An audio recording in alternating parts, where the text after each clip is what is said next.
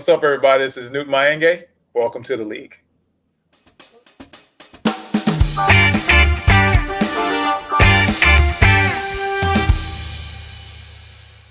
Today's topic is on women's rights, but specifically equality, and my next guest knows all about it. She's not only an activist for women's rights, she's also an actress. You may have seen her on shows such as The Have and Have-Nots by Tyler Perry. You may have also seen her in movies such as Dutch alongside Lance Gross. Ladies and gentlemen, I would love to welcome our dear friend, Celeste Thorson. Hey, Celeste, welcome to the league. How are you? I am so well. Thank you so much for having me. Thank you for coming on the show. You've been really busy. We're so happy to have you here. Oh, thank you. I've been looking forward to this for so long, and it's finally here. I'm so excited. I know. We have an amazing topic that is just right up your alley, and you're an expert, and I want to definitely have this conversation. It's about women's rights, specifically in equality issues. And for me, this topic is very dear to my heart. I mean, I have strong women around me, from my fiance to my mother, my sisters, who have been able to achieve so many great things with a lot of adversity, you know, and the playing field has never been the same. It's never been equal. And I wanted to have a conversation because you're an activist and a women's rights advocate. And what got you involved in activism when it comes to women's rights? Well, I think I've always had strong opinions, and that was definitely one of the things that attracted me to, speaking my mind and advocating for equal rights, because, growing up, I noticed different inequalities and injustices when it came to gender equality. And when I got to a point in my teenage years where I felt a little bit more empowered to speak my mind about it, I was able to align myself with some really awesome organizations and start working to advocate for human rights and environmental rights and women's rights. So I kind of got started pretty young with that. And while I have so much to learn, and maybe I'm not the foremost expert, but I still I still look forward to creating a world where women can feel safe, they can thrive, they can follow their dreams and pursue their educations and be protected by society as a whole and by their governments. So that's the world that I look forward to when it comes to women's rights. And I think it's important that, we create forums like this. You're a keynote speaker as well. And you had this amazing speech that you had. Can you tell me a little bit about that? I know it was during International Women's Day. That's right. It was for International Women's Day, and UN Women had invited me to speak at one of their chapters, which was a lot of fun.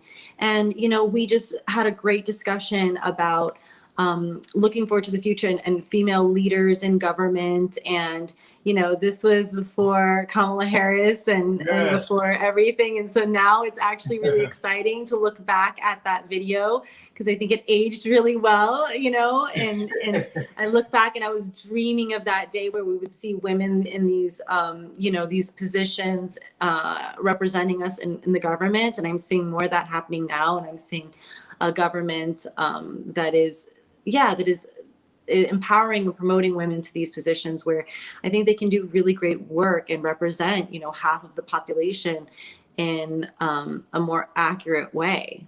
Yes. And when I say I am so enthusiastic about just the future, we have progress. Of course, there's still nowhere near where we need to be. Yeah. Progress still has to continue to move forward. Yes. But I'm excited because I want to continue to use my voice to follow your lead on the things that you're doing. And it's just been huge because you use it within your artistry as well, because you're an actress. Can you tell me a bit about how you use both and how they kind of coincide? Well, it's interesting. I think when I started out acting, I was going out for a lot of different roles, and sometimes the roles, they didn't really align with what I thought I wanted to play, but I was just so grateful for the opportunity. I thought, let me let me get in front of these casting directors and then I'll worry about accepting or passing on the job later. And I think what was interesting is the jobs that I really wasn't that enthusiastic about, but I just wanted the exercise. I just wanted the, exercise of going in front of casting, auditioning, really taking it as, the opportunity to maybe not judge the character, but to step into their shoes. That was a really good exercise for me to kind of open my perspective as well. But it was interesting because a lot of those roles just weren't the right fit for me. And it wasn't just from my point of view. Obviously, casting didn't cast me in those roles because it wasn't the right fit. And now it's interesting because I consider myself a pretty happy, optimistic, generally optimistic person. And sometimes I'm considered for the love interest or the friend or all these fun characters, and then sometimes I'm considered and book these really strong, aggressive female roles, especially when it comes to law enforcement. And that's been the last 3 jobs that I've booked have been police officer or correctional officer or all of these things. And it's so funny because I, wouldn't necessarily imagine myself in that in real life, in that line of work. But for whatever reason, I get in the room and casting's that's it. We need that, So I think that's fantastic funny. Too, because you got a movie that just came out too, speaking along the lines of correction and officers. Can you tell me a little bit about that? Yeah, so Dutch, which is directed by Preston Whitmore, was a lot of fun, and it just came out in theaters. I think it's actually still airing in theaters, and it follows some people that are in not great lines of work. They're involved in criminal activity, and it just kind of shows the trajectory of their choices and their decisions and what leads them to encounter these correctional officers in prison. And it's a very dramatic, fun film to watch if you like those types of films. And I think a lot of people have received it very well. I really love Macy Gray's performance in it. She's just so raw and real, and I've always really loved her music, so it's fun to see her acting in a different capacity. Again, somebody that has really beautiful happy-go-lucky music and such good vibes, and then you see her on screen and they just have completely character change. So that's a lot of fun.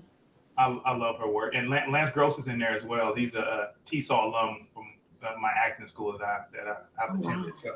Oh, very cool. Yeah, exactly. No, they did a great job with casting, and Preston actually really captured some beautiful, beautiful shots with it. So yeah, it was a lot of fun. Now you're a screenwriter as well. Have you ever thought about telling more women's stories from that perspective? Yes, actually, one of the projects that I'm working on right now has a great female protagonist, and her character development is really exciting, and it also talks a lot about people from diverse backgrounds, especially in regards to homelessness in Los Angeles and in the United States, and the different paths of life that might put you in a position to be unhoused, and kind of humanizing that journey. And understanding, that the LGBTQ community is very vulnerable to homelessness, and people with mental health issues are very vulnerable. People elderly are very vulnerable. So, kind of exploring some of those characters that might experience that in a really compassionate way, and humanizing them, and so they become less invisible and more visible through this storytelling format. So that's been something that I've been really excited about. And it's also very challenging to make it a palatable conversation and a palatable story to watch and listen to, because most of the time, especially in LA, when you're walking down the street and you see just the destitution and the unfortunate conditions that people are living in, especially with the pandemic, that's really exacerbated homelessness in Los Angeles. And I know there are some really great strides that have been taken, and obviously we passed Measure H. We did poured a lot of money into it, but the trickling down to the people that need it the most, there's a lot of bureaucracy and infrastructure that needs to filter through to actually provide that relief. And so I think it's hard to have that conversation. It's uncomfortable Yes. to confront that and to acknowledge that suffering, you know. And Yes. so that's one of the motivations behind, I think, writing this project. And I keep writing it and rewriting it, and just continuing to try to polish it into something that I feel like will make it resonate most with the audience, so that they can walk away feeling good about having the conversation, okay about feeling uncomfortable about it, and Yeah. also looking at people and their circumstances in a more compassionate way. Yeah, because the first step in resolving anything is to look at it, understand it, feel uncomfortable, feel what you feel, put yourself in those people's shoes, and Yeah, now start a some form of dialogue to create the solutions. exactly, exactly. And I think too, the artistry just from film, TV, these stories are so impactful because they can inspire so many people to do good work like what you're doing, and people who are not in the business can be inspired, and they can start to reach out to folks and create resolutions and or plans, if you will, on how to end homelessness and any other aspect. Going back to women's rights as well, fighting for advocacies of equality. So That's you're right. doing a fantastic job, and we're just so proud of you and just everything you've been doing, from activism and of course your acting work. Thank you. Thank you. Yeah, you know, it's interesting because a lot of times we think about women's rights as something that, you know, would be in the far-reaching parts of the world, you know, Mhm. women's Yes, rights in India, women's rights in China and Yemen and Africa and all these different places where women are really especially vulnerable. You yes, know, child marriage and all of these things that are systemically put in place that end up oppressing women and removing their ability to get an education or make autonomous decisions for themselves. And you know, you kind of yes, think like, oh, this is going on in all of these places in the world, and how do we help them, how do we, you know, make changes to improve their lives and improve the protections that they receive from the law. And then at the same time you look at where we live and we think that, you know, the United States is a really progressive place to live, you know, it's a first world country and all of that. And at the same time, you know, child marriage is still legal here. So there's still yes. children that are getting married in the United States.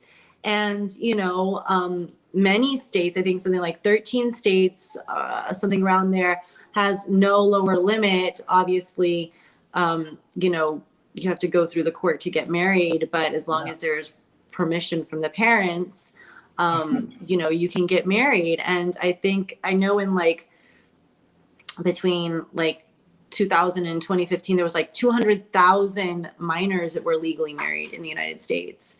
That is Um, ridiculous to me. yeah, it is. It is because, um, Wow. you know, that means that like 6 children in every 1,000 children, you know, are being put in a position where their parents and the state is sanctioning their marriage Yeah. before they're even legally maybe able to drive. So the government's saying, you know what, we don't trust that you're mature enough, or that it's safe for you to drive, but we trust that it's safe for you to be in a relationship with somebody that is either maybe not, you know, maybe just a few years older than you, maybe they're 18 and they're just starting Yeah. their lives, or maybe there's a really large age gap that's kind of exploiting that vulnerability in your life and your age. And you know, they say we don't even fully develop our brains till 25, which I can attest to personally. So, you I'm with know, I think it's really difficult to know that, you know, these young people are not being protected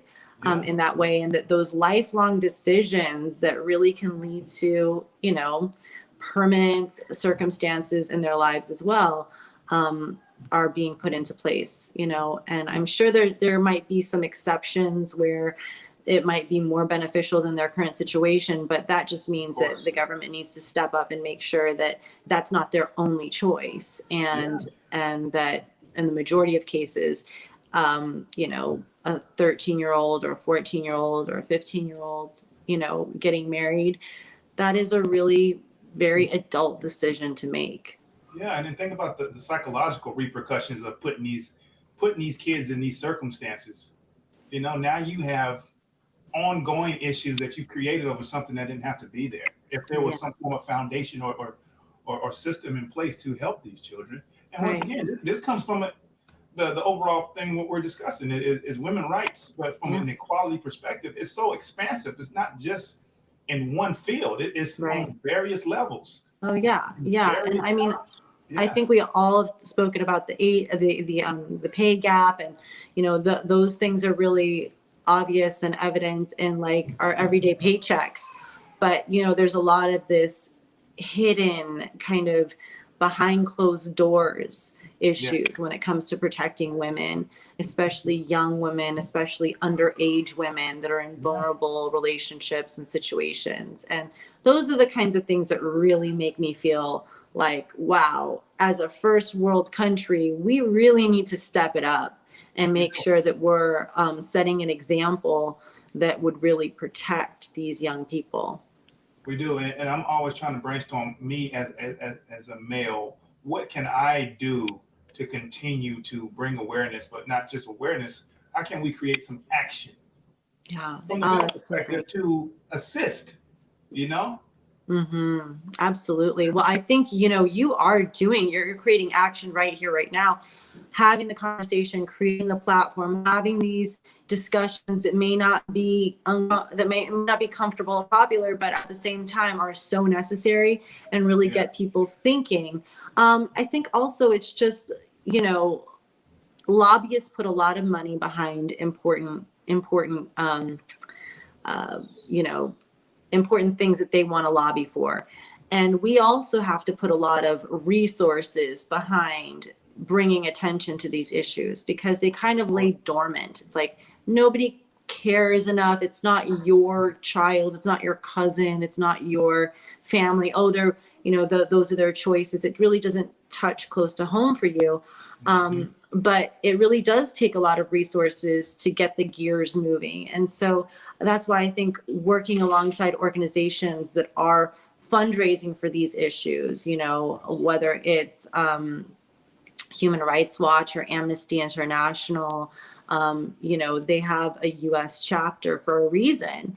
yeah, And there are a lot of human rights issues that impact and affect children and impact specifically, females. So I think working with them and keeping active on their websites and their petitions and their campaigns, hmm educating yourself on their incredible studies and reports they release, even who releases reports throughout the year that talks about gender inequalities in different societies and the division of labor. And one of their reports was really interesting because it came out saying that men are healthier, they're less depressed, when there's a more equitable division of labor, they're more satisfied, they sleep better. So it's actually in men's best interest to have a more gender equal society and to empower women's rights. And absolutely. so sometimes I think it's interesting because there's like this ego war that can sometimes Yeah, make things a little bit less understood, but it's really beneficial for everybody. yeah. I'm a big believer of happy wife, happy life. Yeah, that's I'm a right. big That's believer of that. right. So now expand that to everyone. Well, and that's Everyone. true. And like you're saying, happy life, but also happy neighbor, happy life. Your men Yes. are less likely to commit suicide or die of like violent deaths or violent crimes when the women in their society, their neighbors are doing well, when they're healthy, when they're able to support each other and that kind of Yes. tribal mentality. And when it's not that way, then every individual suffers. You're right. Wow. This is a fantastic conversation. So Oh, that's where can people follow you online to continue just to learn from you and see all the amazing things that you're doing? Oh my goodness. Well, I am on Facebook and Twitter and Instagram. I do post some stories on Instagram as well. I'm probably going to be getting back into YouTube. I do have a YouTube channel, but you can find me on all of those platforms at Celeste Thorson. I have a website. It has all the links there as well, celestethorson.com. And I always love hearing from people from around the world and learning about what charities and organizations that they support. I get introduced to so many awesome organizations that way, small, large, everything from foster care organizations to organizations that help the disabled to, animal rights, just so many amazing organizations that I'm introduced to by the people that follow and support me. So if you have any great ones that you want to share with me, please send me a tweet or, comment on Instagram, and I'll definitely check them out. That's fantastic. Fantastic. That is simply fantastic. Celeste, we love you. We're so proud of you. We are supporting you here at the League, and thank you so much for coming on the show. Oh, thank you so much for having me. I And absolutely adore you. In person. Yes, I absolutely adore you and your superwoman producer, Whitney. Yes. She definitely hears you, and she adores you. We both do. We adore you too. Oh, thank you so much. Everyone, this is Celeste Thorson, Newton Mayenge, the League Talk Show. Everyone, please stay safe. Take care of yourself and your friends. Talk soon.